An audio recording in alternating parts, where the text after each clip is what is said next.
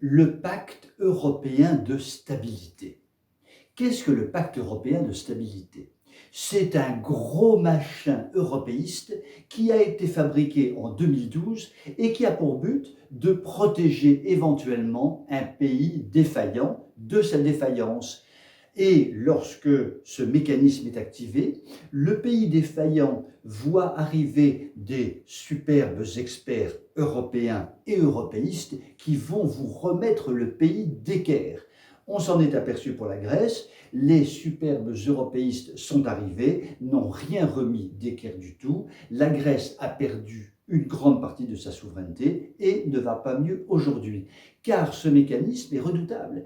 Il consiste à donner le pouvoir en réalité à des tiers extérieurs au pays qui vont décider de vos procédures budgétaires, de la rigueur budgétaire à mettre en route, de diminution de salaire éventuellement à mettre en route, d'ouverture du marché si celui-ci n'est pas suffisamment ouvert, éventuellement de dénationalisation si un certain nombre d'entreprises sont encore nationalisées, etc., etc. Bref, un remède de cheval qui fait perdre au pays en question sa souveraineté.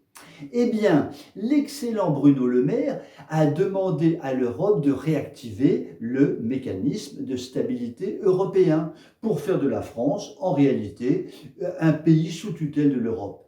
Et ce qui est quand même piquant, c'est que cette tutelle sera exercée par des pays qui ne vont finalement pas mieux que la France.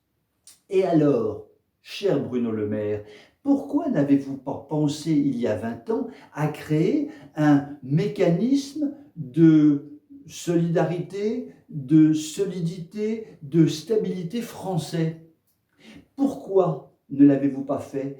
Pourquoi depuis 20 ou 30 ans, nos élites laissent-elles le pays s'enfoncer dans le marasme économique le plus noir, dans des déficits abyssales et immaîtrisables, dans des possibilités d'ouverture du marché qui font que notre industrie exsangue n'existe plus puisqu'une concurrence déloyale s'est abattue sur la France? Pourquoi nos dirigeants n'ont-ils pas eu l'idée de créer un pacte de stabilité français? Car maintenant, se remettre au niveau de l'Europe pour essayer de redresser la France est tout de même extraordinaire. C'est une erreur catastrophique de nos élites politiques et économiques.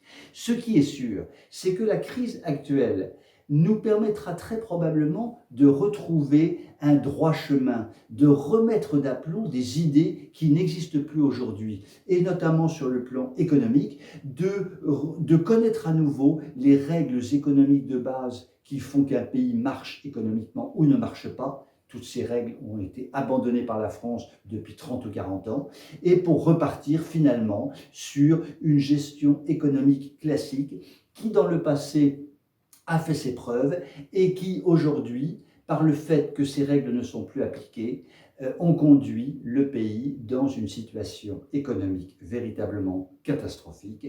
C'est l'intérêt de la crise actuelle. Nous verrons peut-être plus clair et nous pourrons nous remettre d'aplomb peut-être plus rapidement grâce à cette crise du coronavirus. Je vous dis à demain, si vous le voulez bien.